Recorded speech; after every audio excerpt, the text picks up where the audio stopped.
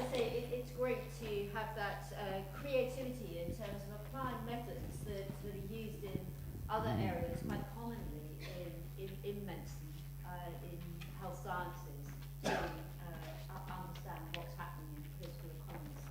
So the final, second and final talk before we break for coffee is from Professor Anna Gilmore, who's already had quite a few deserved mentions. For those of you who were here for Martin Key's talk. And Anna is Professor of Public Health at the University of Bath. Again, if I could refer you to your booklets for more details of the work that Anna is doing, which is acclaimed through not only distinguished publications, but also recognition through various prizes, which you can read about. And Anna is going to talk to us about understanding disease vectors, which we've been hearing about all day, but particularly looking at the case of the tobacco industry. Anna. Well, I hope what I will say will complement what Martin said earlier, even though actually we didn't actually talk to each other, which was probably in retrospect a little silly. So I've got power in here, especially for Martin. I want to talk about three main things. First of all, the tobacco industry's structural power, then its agency power, and then I'm going to flag some broader lessons and concerns for public health from tobacco that we can apply to other sectors. Because of the area I work in, I always start with an acknowledgement and just to flag that I have no financial conflict of interest.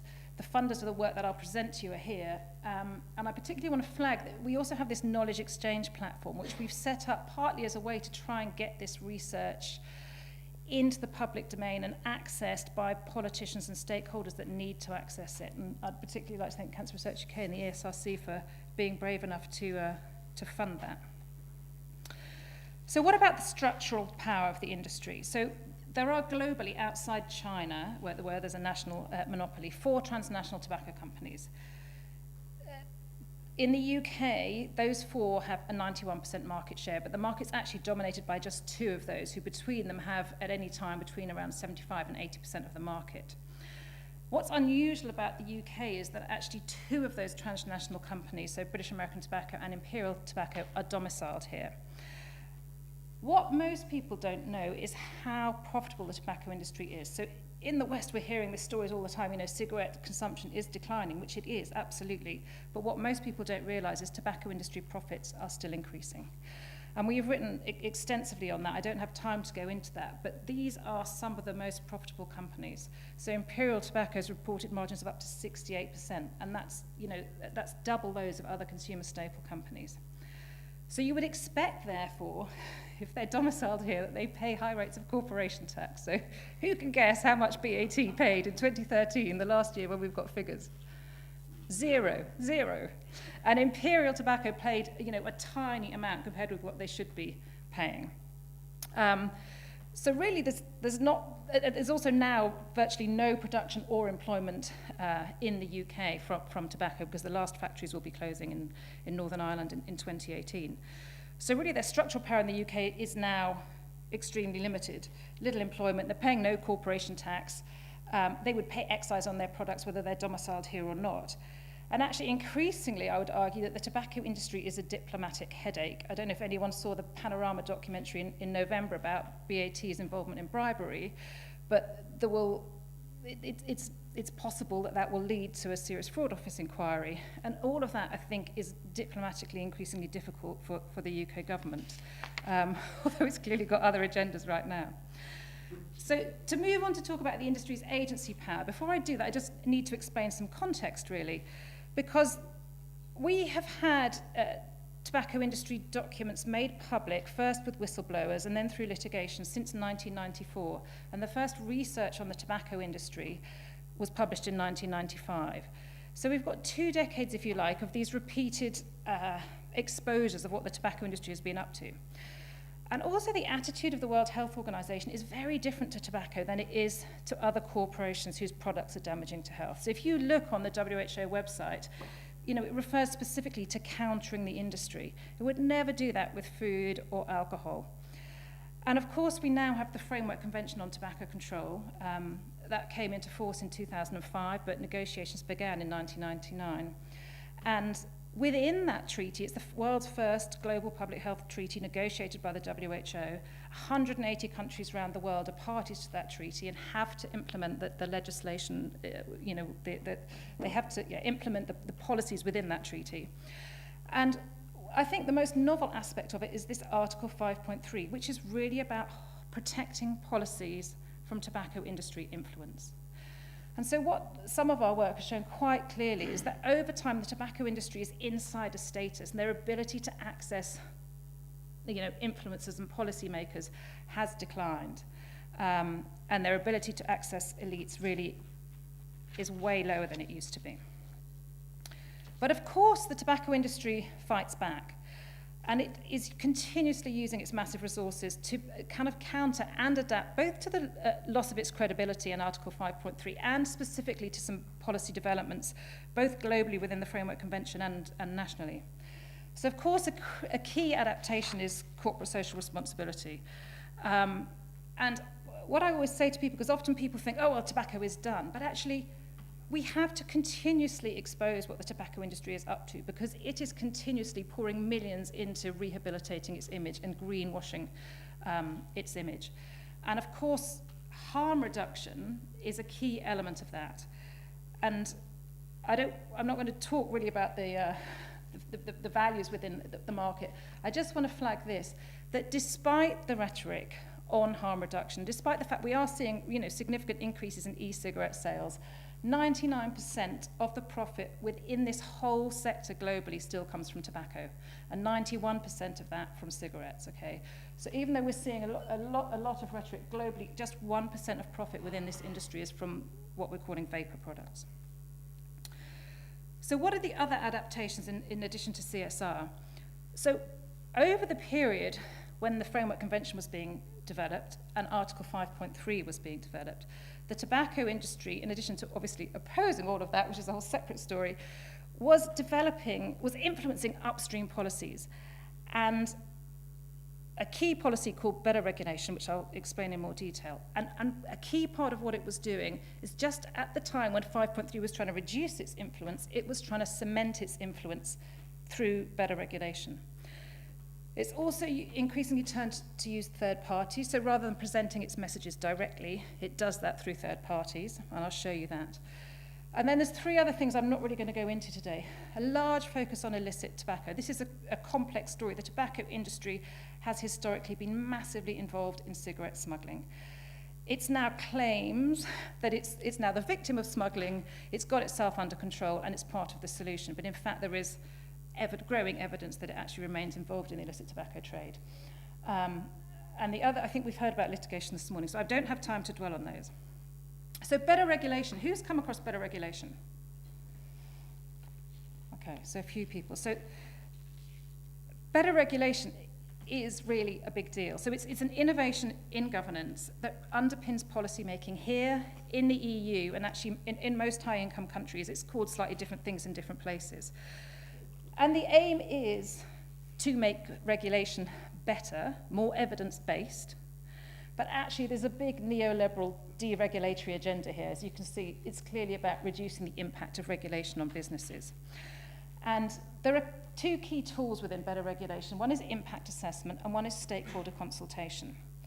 And it's not impact assessment in the way that in public health we think of impact assessments. This is specifically business impact assessment. It's about costing out the impact on business, and the emphasis is very much about the impacts on business. And stakeholder consultation is the other key tool. There are clear guidelines on how to carry out these impact assessments. But the key thing is that commercial entities who will be affected by the legislation are given a key role in evaluating, confirming, and disputing evidence that is used in that policy formulation.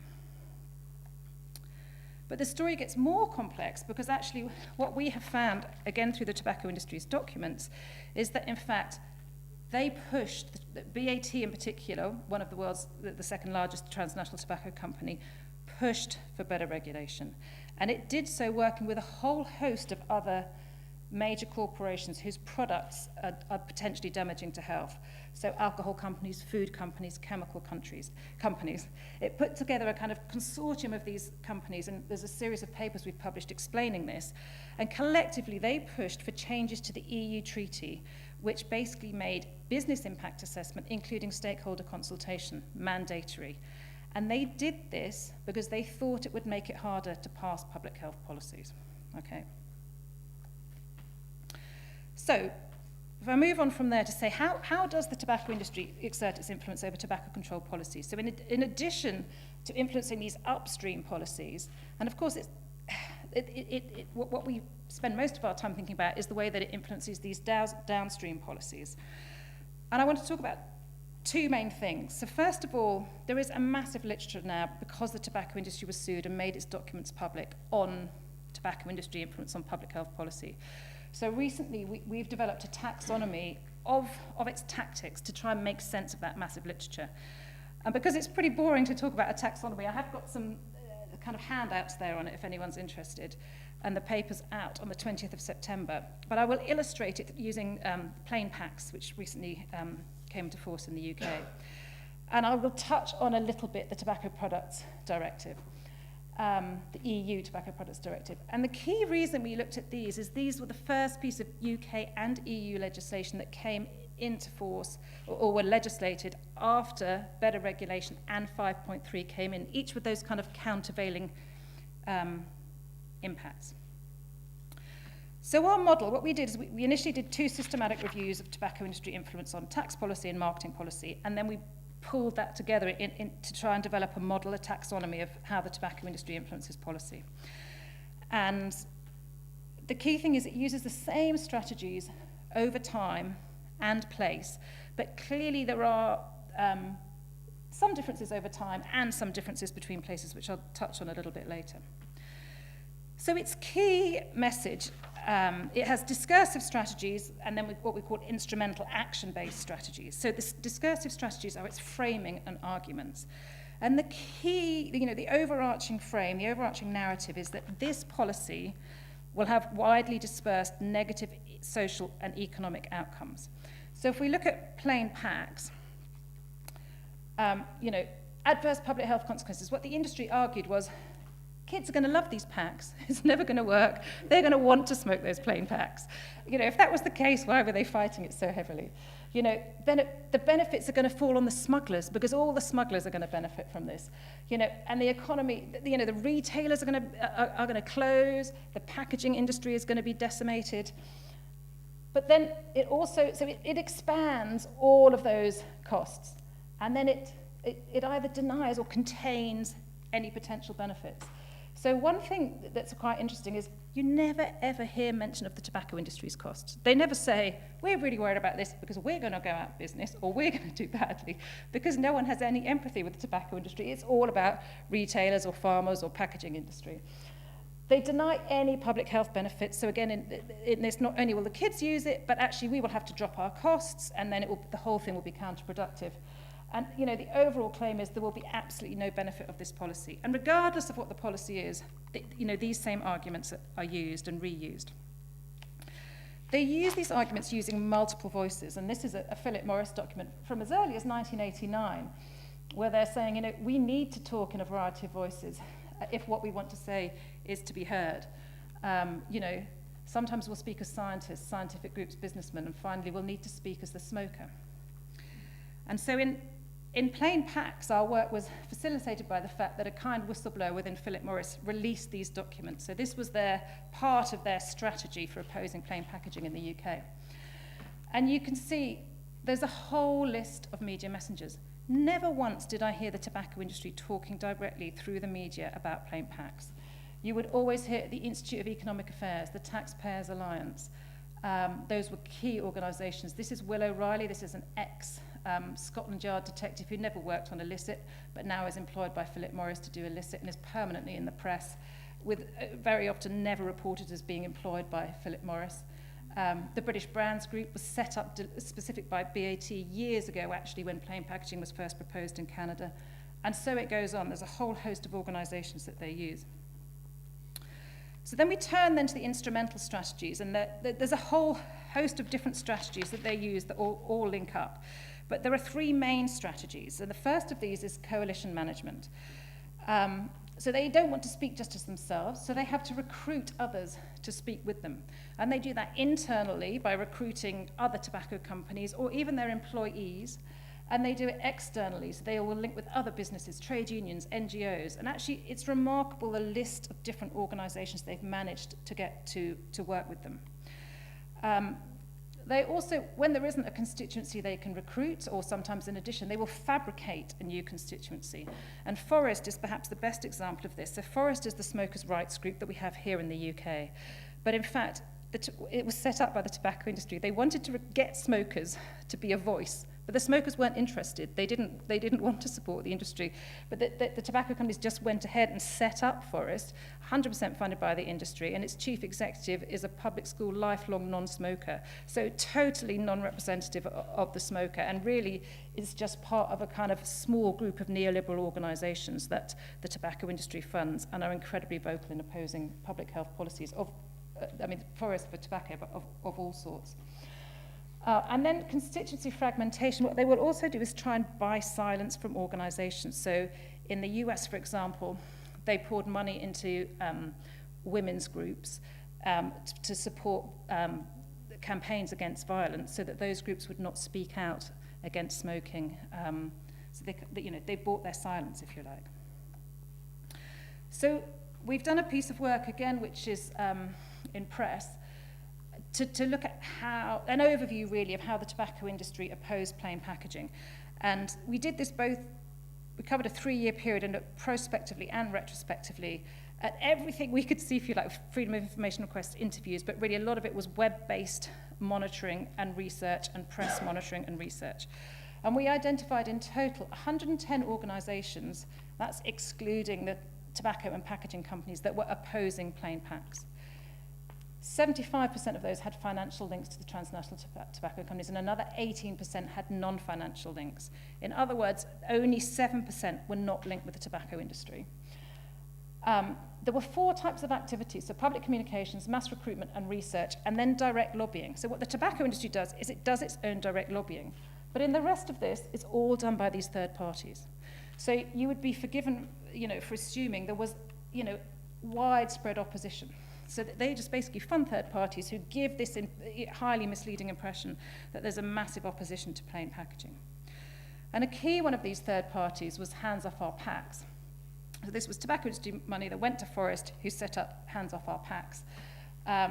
It's again the same small group of kind of neoliberals that are involved. And what Hands On Our Packs did, amongst other things, was a mass media campaign to recruit people to send submissions to the government consultation. But you can see here, when it says our supporters, it's supported by adults from all walks of life. Nothing about the tobacco industry. And what happened was, there were, I think, 4 or 5 tobacco industry-funded mass media campaigns. One was hosted and openly done by Imperial Tobacco, but the rest were done by these third parties. And what is clear is that 98% of opposing responses to the government consultation were the result of these tobacco industry-funded campaigns. So, and then what happened is Forest then go on to use that. 2/3 of respondents to the government's consultation, which it had over 600,000 responses. That's the largest response ever to a UK consultation. And we saw the same thing in the Tobacco Products Directive in Europe. They managed to conjure up the largest ever public response to a consultation. But it's all entirely manufactured. And again, the leaked documents show that this is a clear part of their strategy. This is on the UK. Industry engagement alone is not sufficient. This one was on the Tobacco Products Directive. Indirect engagement over direct engagement as their first strategic priority. And on the Tobacco Products Directive, this was absolutely massive. We identified 136 associations and 35 companies opposing the Tobacco Products Directive. We're still working through what proportion of those are linked to industry, but we're already up to about 75%. And what we were able to do on that, because there was a previous Tobacco Products Directive, we could show that this was a significant increase, or a real increase in the use of third parties. But perhaps the biggest strategy they used in plain packaging is this information management. And here I'm talking about, they produce a skewed evidence base. They disseminate that evidence base. They contest the public health evidence. They silence public health opponents. And this was absolutely massive in plain packaging. And we saw it both through their submissions to the stakeholder consultation and through the media. So we did a number of pieces of work looking at their submissions to the stakeholder consultation. Now, these were just 4 of over 600,000 submissions. But we estimated, based on the work that we had to do to get to the bottom of what evidence was in there and who was funding it, it would take 16 months for one person just to get through their evidence. And that's obviously a tiny fraction of the total submissions. So really, they're flooding these stakeholder consultations with submissions. And then they go on to contest that, those were not properly assessed by the civil servants. And the other thing they did was flood the media with stories on illicit. And here, this is Will O'Reilly, the Scotland Yard detective, no mention that he's paid by Philip Morris. So we did some qualitative work looking at how they presented the evidence in their submissions. And what we found is they repeatedly misquoted public studies. So we called this the tweezer method, because they would present just part of the story and not the qualifier. So, for example, they would quote a survey saying, no one gave packaging as a reason for quitting. What they didn't say is no one could give packaging as a reason for quitting, because it wasn't one of the responses they could choose. So it was really, really highly misleading. And then they engaged in this kind of mimicked scientific critique. So they would employ scientists who'd never worked in these areas, and they would go through and take paper by paper and dismantle each paper and say, this paper's got these weaknesses. It provides insufficient evidence to support plain packaging. The same with the next paper, the same with the next paper. Entirely failing to engage in the whole body of evidence. And then what they also did is what we called evidential landscaping. And the key thing they did here is they withheld evidence that we know they've had because their documents are public, showing how vital packaging is to their marketing. And then they pushed for unrealistic standards. We needed a randomized controlled trial of this policy before it gets introduced. And I think this is a very dangerous thing that I hope to come back to. And it was quite clear that evidence was key in the whole decision over plain packaging, and it's clear that it contributed to the decision to delay. So then we dug down in detail and looked at the evidence they presented, and we looked first at the evidence they used to argue that standardized packaging won't work. And we looked at the quality of that evidence using both peer review and whether it was connected to the industry. And what we found is that if you look at the evidence that they present on standardized packaging, it was nearly all linked to the tobacco companies, funded by them or linked to them. There were only 2 papers that weren't, and they were only in there because they were critiquing those papers. And then at the other end, when they get off the subject matter, they give this spurious impression of quality by having these non-industry linked studies. And what we were able to do was compare their evidence with systematic review evidence. So this was a systematic review the government commissioned at the time of the stakeholder consultation to look at the evidence for plain packaging. And we showed that both in terms of independence from industry and peer review, the quality of industry evidence was significantly lower. And so really their evidence was 2 types. It was either relevant standardized packaging but was very poor quality, or it was irrelevant and of decent quality. And then on their second main claim was that plain packaging will damage business and lead to cigarette smuggling. And here the evidence was even weaker, and what we concluded really was that they cited no peer-reviewed research to support their case and relied entirely on evidence they'd effectively manufactured, and most of it was opinion rather than actual research. Not only this, but then in the press, what we saw is this sudden increase in, this is the number of articles citing tobacco industry data on illicit over time. But what you need to understand is if we go back over time, cigarette smuggling was way higher. So at the time when cigarette smuggling was really high, they were publishing no studies. So this was entirely linked to their messaging that plain packaging would increase illicit. And then what we were also able to show, so this line here is government data on the extent of cigarette smuggling, and the other lines are tobacco industry data. And what you can see, this is a study done by KPMG for Philip Morris. So as soon as the possibility of plain packaging is announced, they changed their methodology And suddenly they see an increase in cigarette smuggling. But, we had to go through their reports to the appendix to figure out what had they done to the methodology. And once we published that, actually the next year, KPMG said, they didn't give us all the data that we needed. And now actually we've revised it a bit, and they revised their estimate downwards. So those are the key strategies that they really used. I've already said that their insider status has fallen. So actually, the other key strategy is direct involvement and influence, lobbying, if you like. But actually, this in the UK now doesn't happen as much. I'm doing some work on Africa at the moment, and really this is all they need to do. If you look at the Panorama programme, you just bribe civil servants, you bribe politicians. They don't need to bother engaging in the evidence in Africa. It's all done through this. But in the UK, it's increasingly difficult. But there are two people, I think, who are currently issues on this front in the UK. So one is Preeti Patel, who is now, what's her new position? She was Treasury Minister and now Development, yeah? But she used to work as a public relations advisor for the tobacco industry in Weber Shandwick. And then this, of course, is Linton Crosby, who was advising Boris and then the Conservatives, who claimed not to have lobbied, but in fact, through Freedom of Information, we got some documents which showed quite clearly that he was accessing his mates. And this is a note back to him, "Dear world's best campaign manager," that says. So it was all very cosy. So that does still happen. There are still MPs here who take hospitality from the tobacco industry. There are still groups of MPs who will write in support of the tobacco industry. But really not compared with how it used to be and not compared with other jurisdictions. So in summary, the tools of better regulation, particularly stakeholder consultation, provide an opportunity for highly resourced corporations to slow, weaken or prevent public health policies. And really, it's hard to, better regulation. In Europe, if I talk to my colleagues in Europe, better regulation is absolutely fundamental to every single policy. And it's the same here. So this is really important. It's hard.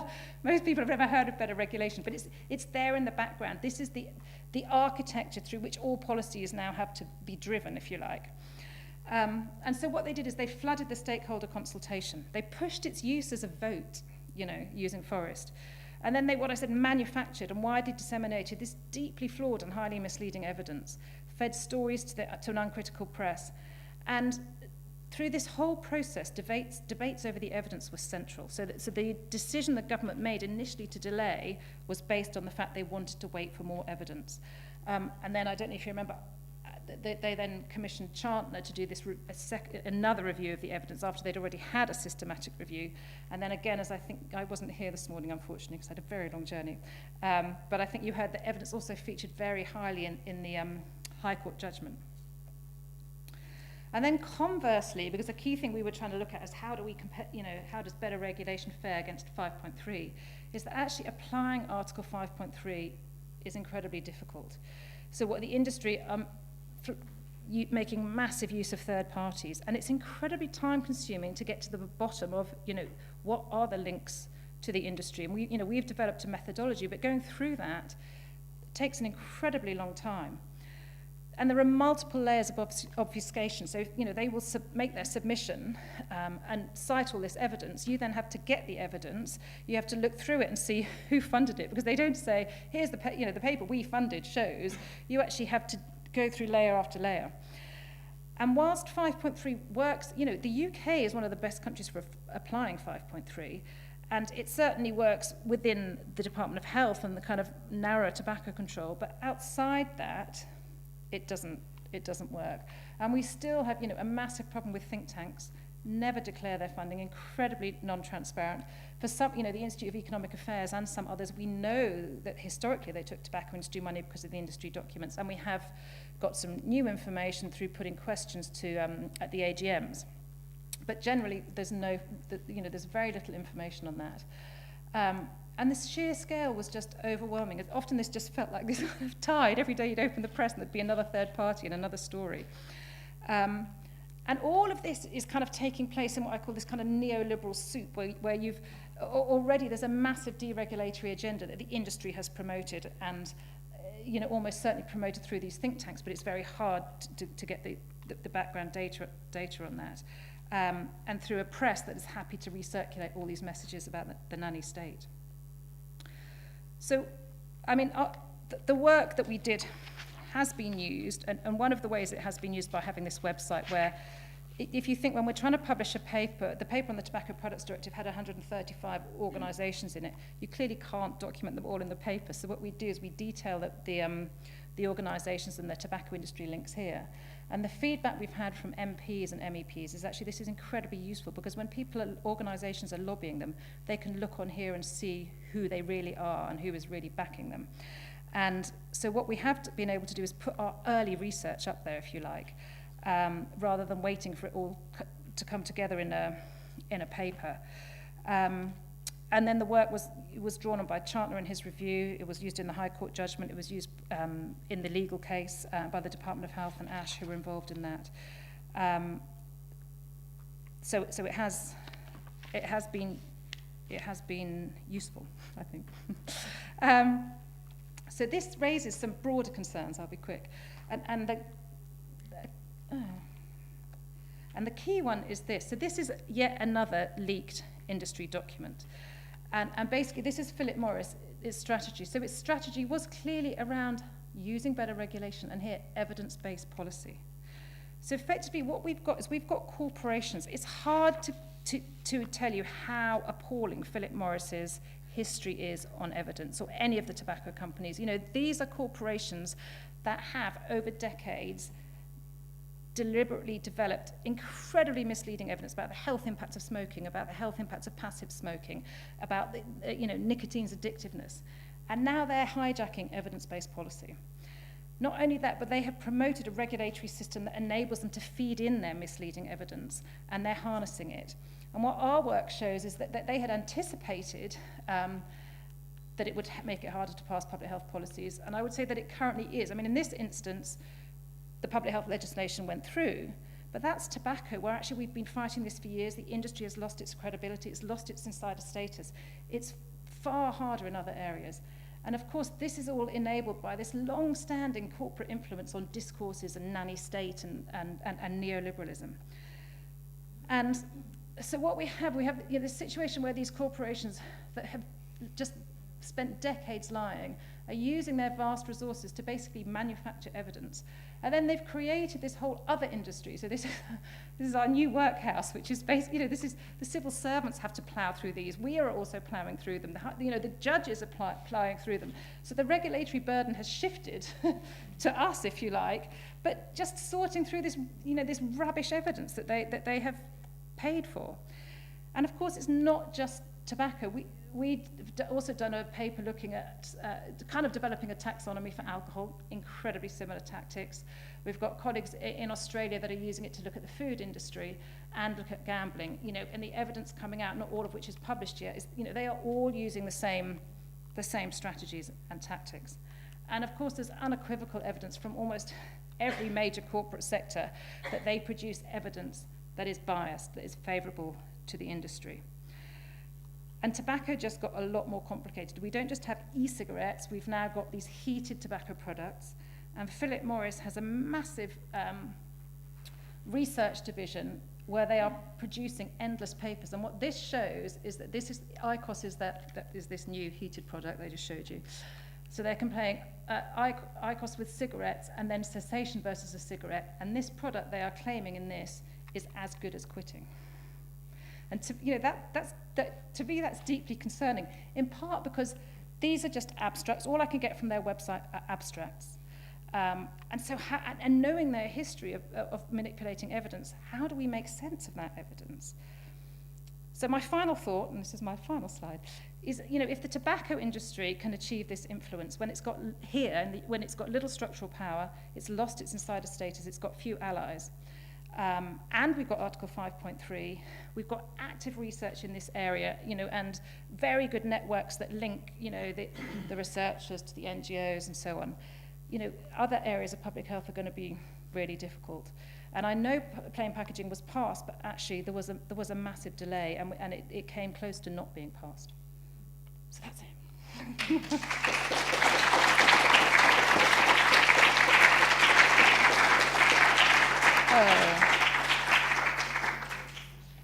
So much, Anna. Any comments and questions? Right. What I'm going to do, mindful of time, I've got six hands up. I'll take the top three, and then I'll take these three. So if That you're requires me happy to remember. Answer, have you got a pen? We'll try again. Do you think there's any positive role for industry in public health Do I think there's a positive role? from those? Well, those I think corporations there are some, and it's something I haven't got to the bottom of. I mean, I think we have to work along the line of conflicts of interest. And actually, there was a really interesting debate in Cambridge the other day where that I came and kind of spoke again on food.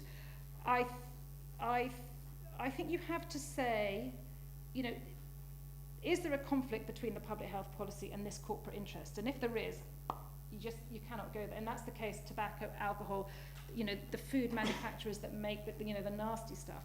But then I think when you get to supermarkets and so on, it's more complex. And actually, I think there could be a role. But I think we need to tease out how we manage that. And I think it's complex. Okay, given we want to get 6 questions in, can we go quickly? Could you put your hands up? I think there were 2 more. So one do there, that, Rosa. and then come down here. Okay, Get thanks. the microphone across. Yep.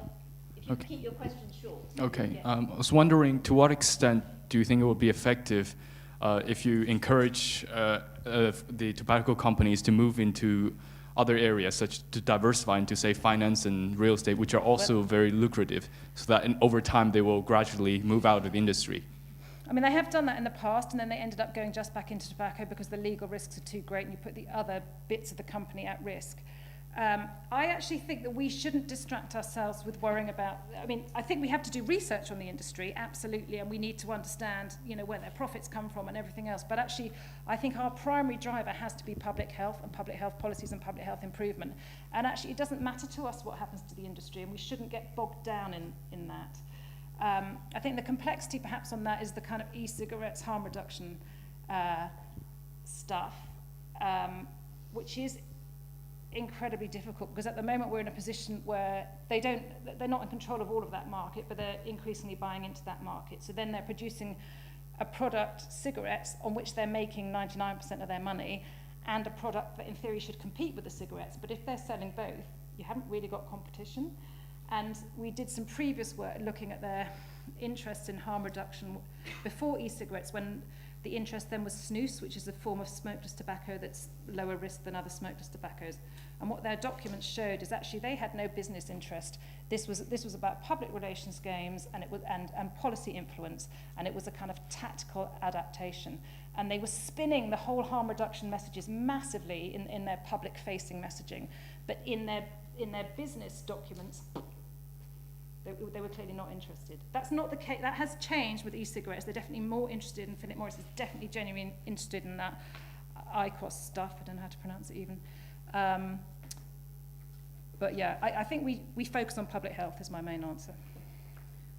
Thank you for the fascinating talk. I have a question actually about other geographical areas that I haven't been mentioned in that presentation.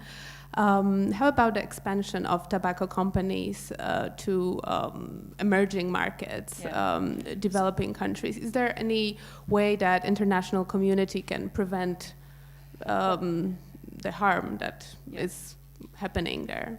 So 2 things on that. Really, that the expansion has already happened. That horse has bolted. So that these 4 major companies basically expanded to Latin America in the 70s, to Asia in the 80s, to the former Eastern Bloc in the 90s. They now are in almost every market in the world. The only region where there are still some, I mean, China, they're not in China, but they're not going to get into China because the Chinese National Tobacco Company is shutting them out. The only region where they don't have big market shares is the Middle East. But they are almost certainly just ensuring that their cigarettes are smuggled into the Middle East, so they are effectively already represented on that market. So the one market that is growing globally is Africa and the Middle East, and Africa is really central to their future. So that's the market to work in if we want to kind of really prevent the epidemic taking off further. But also the Framework Convention on Tobacco Control is the answer to this. So, this treaty has there are 180 countries representing something 90% of the world's population that are parties to that treaty. So they have signed up to implementing all of that legislation. The problem is, actually, it's really difficult. If that's the problem we're having in the UK, it's actually really difficult and we've got the strongest tobacco control policies, in Europe and in much of the world. It's actually, the difficulty is getting those policies enacted. Okay. I know I think Carol. I've got 3 questions, so if you could keep them really short, because we're going into overtime now, but I think we should do that. So, Carol, if you want to... Mine might be a question for later on, actually, but just a brief reflection on a career in such a, you might call, toxic area. Are you Should we going do to that now or recommend later? it? I mean, To the young researchers. It does. I mean, it is fascinating and it's really good fun. It does have its challenges. You do get attacked. We've had a couple of physical threats almost recently, and we have had to encrypt. I've now got encrypted messaging devices, encrypted emails, encrypted whatever. But more you get attacked by the neoliberal groups and all the kind of industry front groups. But we've had fantastic, we have had fantastic impacts on policy. In the last budget, they announced a change to tobacco tax policy that's based entirely on our work on cigarette pricing, and their consultations cited the graphs from our paper. They've done a consultation which they on putting a levy on the tobacco industry, which hasn't gone forward. But the fact that a government did that is pretty amazing. So we have had massive impact. So that's incredibly rewarding. I mean, it's good fun. It is really good fun. But sometimes it is, I do it, and actually I don't like conflict, and I don't like all that aggro, but I've got, believe it or not, I don't, but you get through it. All right. And I'm happy to talk to anyone on that. You can make a difference, but you need good lawyers. Anna and I were talking about that earlier. Right. Yeah, thank you for a great presentation. Quite depressing also to listen.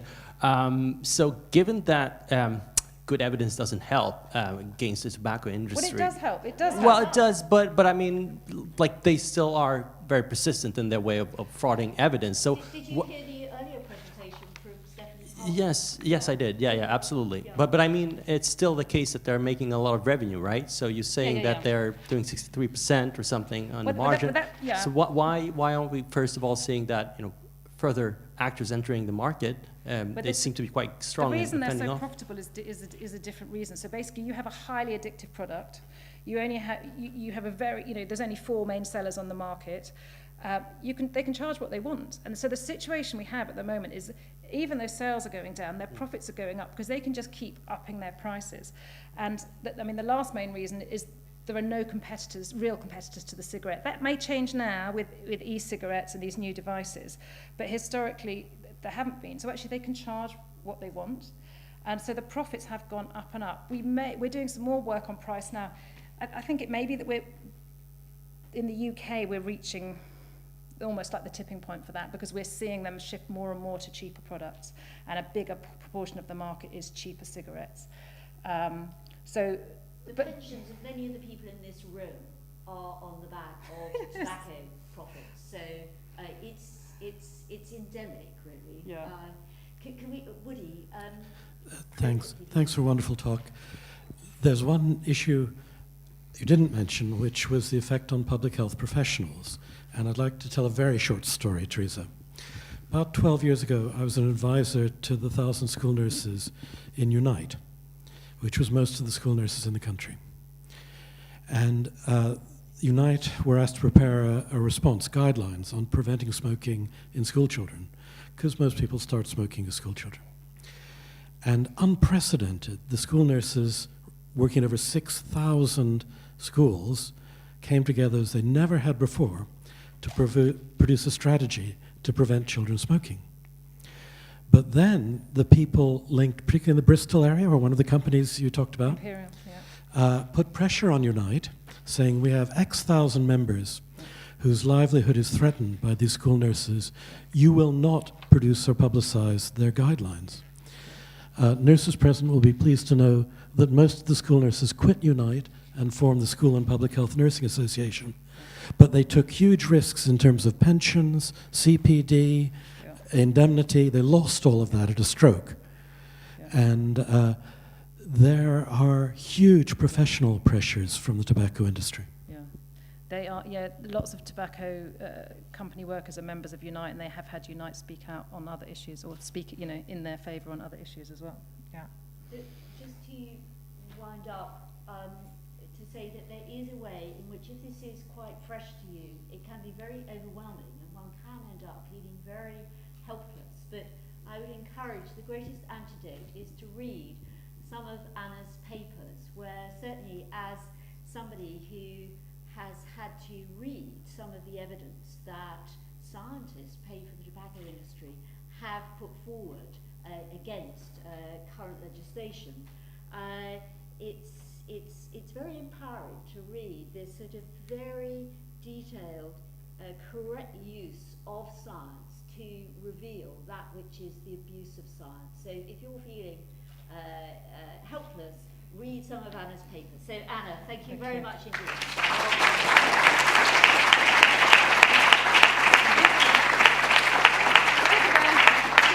tea and coffee, and I'm back here for 3:20 for, would you believe it, yet more.